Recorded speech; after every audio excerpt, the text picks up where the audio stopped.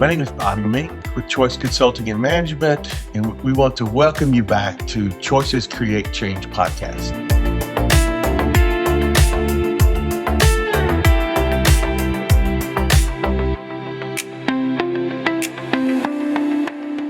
Today we'll be unpacking the 13 fatal errors leaders and managers make by Stephen Brown. So let's get started.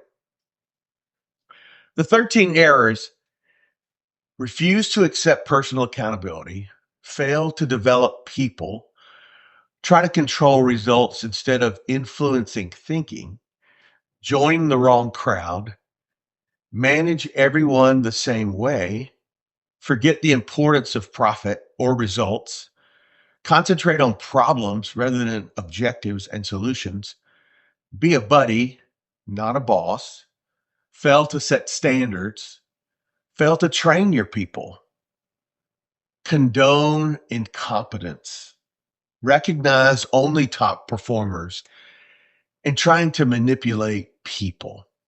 So let's get started. The first one is accountability. Refuse to accept personal accountability. You often hear it was someone else's fault. If they would have done what I told them, we wouldn't be in this spot. They should have known that. Don't drag me into this. This is their fault. Sorry, I would have never done that. My people do not do this, do their job. So having accountability is one of the fatal flaws for leaders, is putting the blame or responsibility somewhere else. Number two is developing people. Failure to develop people. I had an owner once tell me, we don't want the employees to take the classes and get the license because then they're going to quit and go start their own company and we'll have wasted our time. The problem is when you don't train them, they also stay, which is not great. So one of the errors we make as owners and leaders is not developing our people. There's minimal to no training. We're assuming they know what to do and that they know what the results should be. We don't provide a platform for learning and growth, and we don't have a budget for that training or growth. Fear that they will become too good and leave us. So one of the fatal flaws, fatal errors of leaders and owners and even department heads is not developing their people and not having a process and a budget to do that. The third is trying to control results instead of influencing thinking. So if we're trying to control, the question we need to ask is why? Why do we need to be in control? Normally what I've seen is it's fear-based. When we have trusted people, they've let us down or messed things up, and we have this fear of letting go. And so if we can dictate and tell people what to do, we stay in control. But the law of the land by John Maxwell says that is no way to grow an organization or your people. If you are the filter for everything, it's limiting what you can do and accomplish. Trying to control results. I'll let others do things before and they messed it up. Great leaders ask 50% more questions than telling people what to do. So we need to try to keep the accountability and the ownership and the responsibility in the chair that's being paid for it. As I said before, the law of the lid says one is too small and I can't do everything, nor are you good at everything. Communicate results, challenge people to achieve those results, and be a resource and a cheerleader is where we should be headed instead of trying to control every situation and every outcome so that we make sure we have our hands in everything. It's really a tough place to work too when somebody's constantly looking over your back and constantly asking questions about what you're doing. We also need to make sure we're measuring results and we're reviewing those results often. So it's the influencing thinking is where we need to go instead of controlling the results. Another error is joining the wrong crowd. What does the wrong crowd mean? Having worked at a few companies where it was almost like a fraternity. There was a group of people, usually at the top, that seemed to be super important, and we wanted to impress them. And so sometimes our behaviors or our lack of behaviors, or even what we said about our team or our people, were so that they would like me, so they would think that I was maybe more than I was, that I could maybe influence their career or their journey by buddying up, right? But be careful what influences you allow to be around you and to speak into you. Try to be one of them can be fatal. I was promoted to a vice president level one time, and I'll never forget. Years after I left, I really didn't understand why they let me go. We were having great results. We were crushing it in the area that I was over, and then one day got called in and was let go. And years later, heard, Bobby, they didn't really like some of what you wore. They didn't like the fact that you really didn't stay and hang out at some of the parties, that you didn't do some of the things the other leaders were doing, right?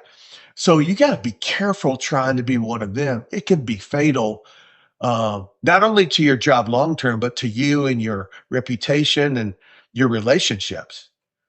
Taking insights and suggestions from others and applying them, even though it probably won't work for us, is risky, because this cool group or these people I'm trying to impress are sharing some information and I'm applying what they say, even though it may not apply to this area or this situation. We need to be careful. They said it works for them. They're getting results. We should be getting the same results. And it's not apples to apples. So we can't just take the fact that somebody says something worked for them. You should do that. And because we want to make sure we impress them, or that they like us, or that we want to be part of the group, we do that, realizing it may not really apply to what we're trying to achieve the way that they said it. We need to seek first to understand and then to be understood. It's really not trying to impress everybody. It's trying to get the results that I'm being paid for, or I'm over and I'm managing, and get the most out of my people. It shouldn't be about belonging to the crowd or the cool group. Look for people to lift you up, encourage and inspire and challenge, instead of looking to join the crowd that may be super detrimental. The fifth thing is trying to manage everyone the same way. Can everyone be managed the same way? I don't think so. First of all, we talked about it in some of our leadership classes and previous podcasts. Do you understand who you are? Do you understand how you're put together? What's your gifts and passions? What's your frustrations and challenges? And then, do we understand the people on our team and those people that are around us? How do you know how someone needs to be managed if you don't know how they're put together and what drives them? What's their passion? Do you know yourself? Do you know your team? And then, are you open to adjusting your management, your leadership style, to better communicate and get better results from people that are different from you? There is a ton of great tools out there in the marketplace today. This evaluation has been around forever. There's a new one called The Six Geniuses by Patrick Lencioni. There's one called the Five Love Languages. And what each one of these types of processes do for us is it starts to give us insight for ourselves and insights for the people around us, so that we can manage them in those situations and communicate better to work better together. Now, if you're not interested in any of that, if you're a dictator and you just want to tell people what to do and get back to your office and get to work, probably don't even need to be listening to the podcast, right? But if we are trying to figure out how to maximize what we're doing with the people we have, with the way they need to receive information and be managed, then we need to start figuring out us and them, find their sweet spot and leverage that sweet spot for maximum results. Is it money? Is it gifts? Is it words of affirmation? Is it being noticed? Is it giving them more work and more challenges? Is it relationships are important to? What is really important to the team the people that are on your team, and how do we use those skill sets and those personalities and work in those areas to help them get better results? If, for example, if you're a sales type person, a leadership type person that likes to make quick decisions, right? Well, I don't need to be put in a room for minutia. I don't need to be in accounting trying to do Excel spreadsheets and looking for every penny, because it's going to frustrate me. Same way, I don't need to put somebody that's very interested in the minutia and the details and the finest details and put them in a situation where they get very limited information, but we're expecting them to make very quick decisions. It's going to be a train wreck and it's going to create super frustrations. And either you're going to let them go or you're just going to deal with frustrations and those same kind of people over and over again. Not because necessarily they're bad people, but because we're not managing them the way they need to be managed, and they may not be sitting in the right chair for their skill set and their gifting. The next area is forgetting the importance of profit and results. Do you know what your results are? Do you know what your results need to be? Right? Fatal errors are not knowing our numbers. I see it all across the country, month after month, year after year, when companies that might be at 15 or 20 or 50 or 70 or $100 million, and we really start talking about the minutia and the details of the day to day and how the company's doing, we really don't know our numbers, right? It is a fatal error for leaderships and managers. Where are we going? What are we trying to achieve? Are we measuring that journey or are we talking? Pretty good, did okay, customers pretty happy, profits seem to be pretty good. Like that, none of that's real, right? It's not real if it's not written. Are you reviewing results and lack of results weekly or monthly? Does everyone know what they're trying to achieve? Are they accountable for those results? And are we measuring so they can look at the numbers they're getting? They can look at the results of what they're doing as a job to see how things are going. Does everyone know the impact and results that are expected from each area and each person on your team? The fatal error is no. There's too much talking and not enough facts. So to move away from this fatal error number 7 of forgetting the importance of profit and results, let's get back to knowing our numbers. Super important. Number 7 is concentrating on problems rather than objectives and solutions. For me, I remember I'll never forget an employee. I walked up on a job. I was checking jobs randomly throughout the week and the month. And I would walk up on the job and I would see 4 or 5 things that were wrong. And I would instantly call him over and what are we doing with this? And why didn't we do that? And, I would go over things that were a challenge. And I had him stop. I had one of the employees stop me one time and he said, Bobby, can I just ask you something? This job that you're on, if you come inside, if you come walk around a little bit, it's amazing. I've done a great job. We're crushing it. The customer's super happy. It's just growing really well. But when you show up, you see the 4 things that are wrong. Is there any way you show up just looking for what's wrong, right? I'll never forget leaving that day and going to my phone, going to my calendar, and I put a reminder that popped up about every 60 days that said, focus on the 90% good, not the 10% bad, right? So concentrating on problems rather than objectives and solutions is crushing to the team. They feel like they're never enough and things are never good enough. So the challenge is, do you have a process to identify and solve issues? Why do we instantly go to what's wrong and what's not working and overlook what is working? We don't notice what's working. We don't celebrate what's working, right? It is a fatal flaw that will crush the attitude of your people. What begins to happen is they start to give up. It's never good up. It's never good enough. So when I worked 8 to 5, I come rolling in and sit at my desk at 8 o'clock or 1 minute after. When it's 4:45 or 4:50, go to the restroom, fill up my water bottle, everything. So at 4:49, I'm walking out the door. I'm not putting in any extra effort because it really doesn't seem like anybody ever notices. That is a fatal flaw, right? We talk a lot, we meet a lot, but we don't do a lot or accomplish anything, and nothing ever changes. I've talked to so many leaders and owners of companies and VPs where we talk about the meetings that they're having and they're really excited. They have really great meetings. And when I ask them how things are changing, they're like, oh, we don't get anything done. We just have some great discussions. Okay, that's broken. We don't have a process to identify, discuss, and solve issues weekly or monthly. And so what we do is we focus on problems all the time, never working on solutions. As I said before, make yourself a note. Start focusing on the 90% good, not the 10% bad. and begin to put in a process of identifying, discussing, and solving issues. Number 8 is being a buddy, not a boss. Can you have strong relationships at work? My opinion is yes. Can we care and have good relationships and still be a boss and an employee?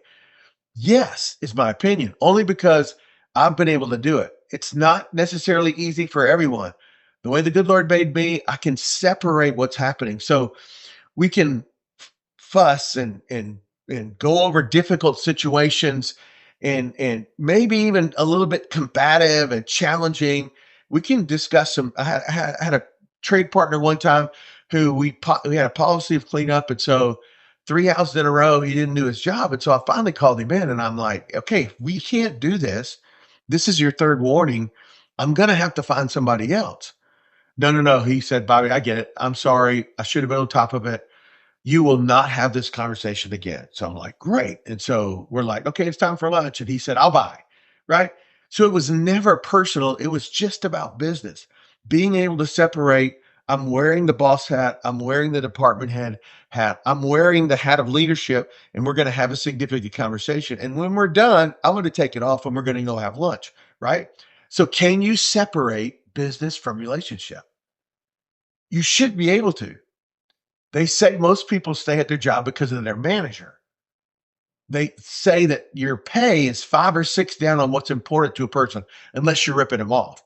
But can we have great relationships and help and train and inspire and still fire them if we need to? That's the key. Here's what John Maxwell says: people don't even care how much you know until they know how much you care.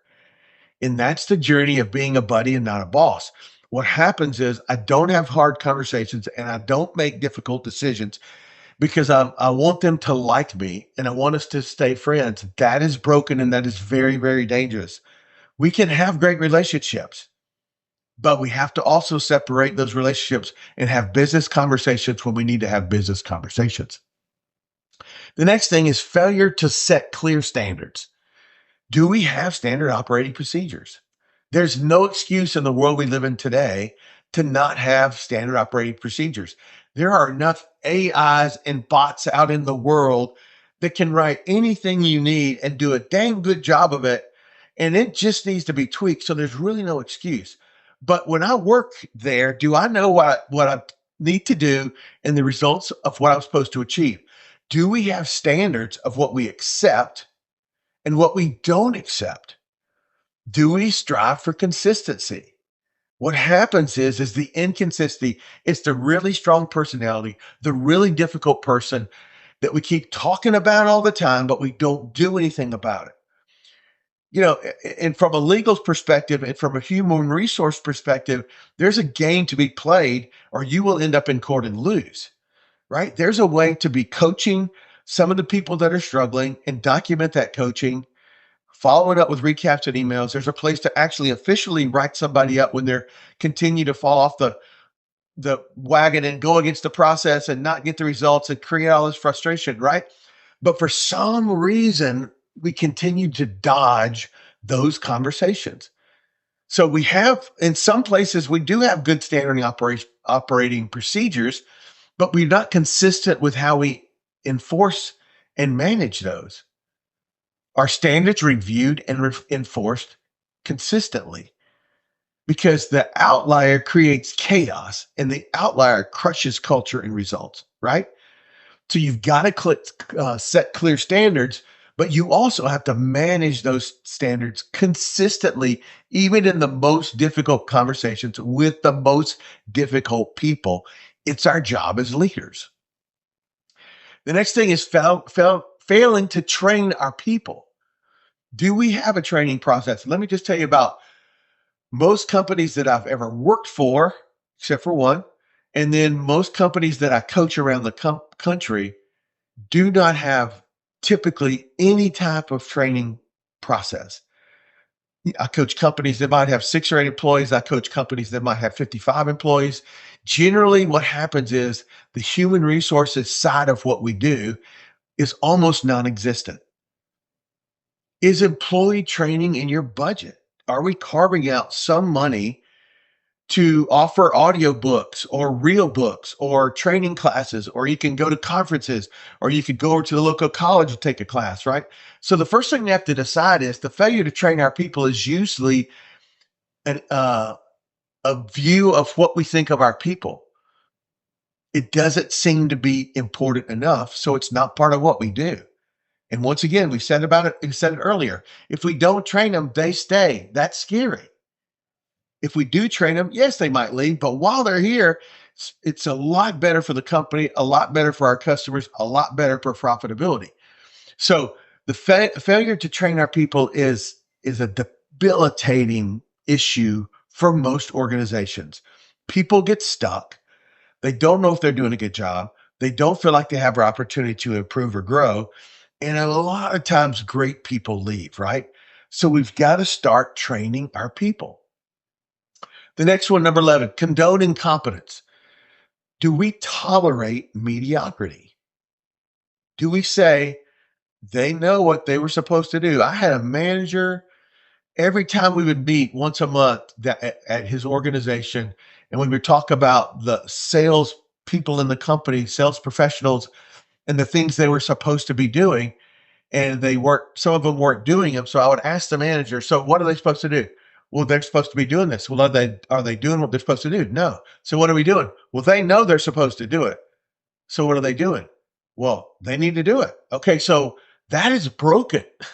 So what happens is you enable incompetence. What do we do when people don't follow through? What do we do if people don't follow the process?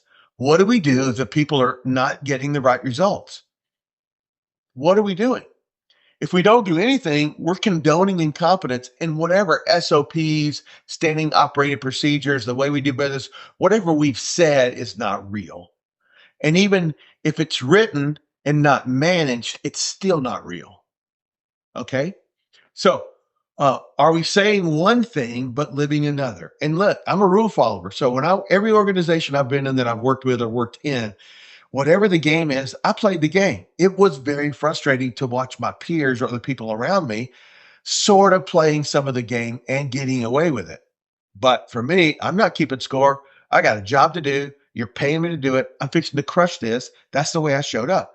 But there's a lot of us in the company or in your organization that are watching this inconsistency, and it is very frustrating, and it is eroding our confidence in our passion, in our desire to do more. We are saying one thing and living another thing. Why are we avoiding these difficult conversations? If someone is outside the process, or their behavior is incorrect, or their results is incorrect, or they're going outside the documented process, we need to stop right then. We don't need to say, boy, I need to get with that person next week. You need to walk down to their hall, to their office, get them on the phone. We need to talk about it right now as soon as it happens. We need to deal with it right away. And we cannot condone incompetence. It is infectious. All right, number 12. We only recognize top performers. So, do we play favorites? Do we notice and recognize everyone, or just the rock stars? Because I know situations where there's some people crushing it and they're doing some questionable things that they're being allowed to get away with because their results are so amazing. I'm just telling you, as a leader and manager, you're talking out of both sides of your mouth. We're talking about standard operating procedures and the culture and how we do things. And then we have these people or this person that we allow to not operate that way is broken, right? Do we notice and recognize everyone? Why not? Should only top performers be getting recognized? Sometimes you've got up and coming performers that needs to be encouraged and inspired and lifted up. Does recognition or lack of recognition impact culture, performance, and results? Yes, it does. I think I shared in one of our past podcasts, I know of a employee at one of the companies. She's crushing it. She's amazing. In fact, if you were to ask most employees in the company, they would say she's probably the best employee that works here. But they don't have a process to sit down and talk through how she's doing, right? So they don't have a process really to recognize top performers. And so she has some issues in herself about some lack of confidence. And when I see her, I'm like, "You're crushing it." Well, it would really be nice to know how I'm doing, right? And so, not having a process to recognize when your people are doing a great job and when they're crushing it is eroding your culture and your results and your people. So don't just recognize top performers. You need to put in a process that recognizes everybody. And you also recognize people that are struggling and not producing. And we need to have those conversations as well. Can we help them and coach them up and train them so they can become a top performer? We have to have those conversations as well. The last one, number 13, do we manipulate people? And one of the ways I see that is passive aggressive. You will hear comments and statements in companies from the high leadership, the owners, the CEO, COO, the VPs, the department heads. You can hear comments, the passive aggressive comments. Oh, so I guess you just don't care about your results in this organization anymore. So I guess you're just saying screw the customer. I guess you're just saying we don't need to make that kind of money. You can see it in the body language and you can hear it in the inflection in the words they pick, right? We're trying to get a rise out of that person. We're trying to make them feel some kind of way to change their behavior. And it is very manipulative. Do we say things to get people to feel bad and to move and take different direction? Do we get easy employees to do difficult employees' work so we can keep moving forward? Because I'm just tired of the drama from old Joe over there. He just won't do his job, right? So, Sarah, you think you can help, you do so good and you're so awesome and you're always so great at this. Okay, so what I'm doing is I'm buttering up Betty or Lisa so that she'll do some stuff for me because I don't want to deal with the person that's not doing it. So I start manipulating people and situations. What words do you find you are using to get them to do things? We need to be very careful.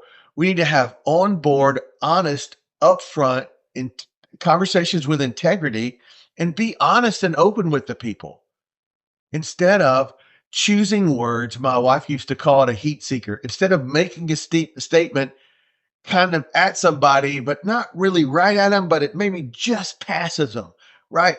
To make them feel upset or I should have done better or I'm so terrible or whatever, right? And so we got to be careful. Manipulating people will crush you long term because here's what we know doesn't work: threats, fear, disappointments, tears, guilt trips, favors, gifts and perks, promises, all of those tools that some of us find ourselves pulling out of our tool bag to manipulate our people is awesome. It's awful. It's terrible. Like, so we just got to stop, right?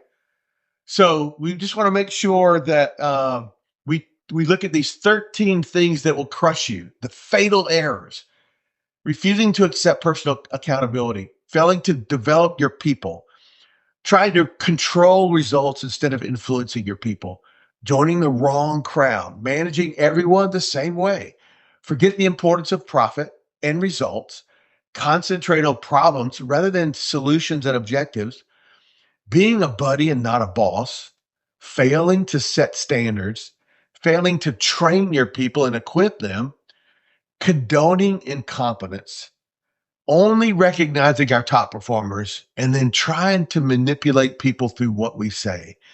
The 13 fatal errors. Hey, let's put them on the board. Let's put them in front of us every day. And let's make a conscious effort to walk away from these errors and install new systems and processes and attitudes in an organization. Hey, this is Bobby Mink with Choices Create Change podcast. Thank you so much for joining us today. Have a blessed day.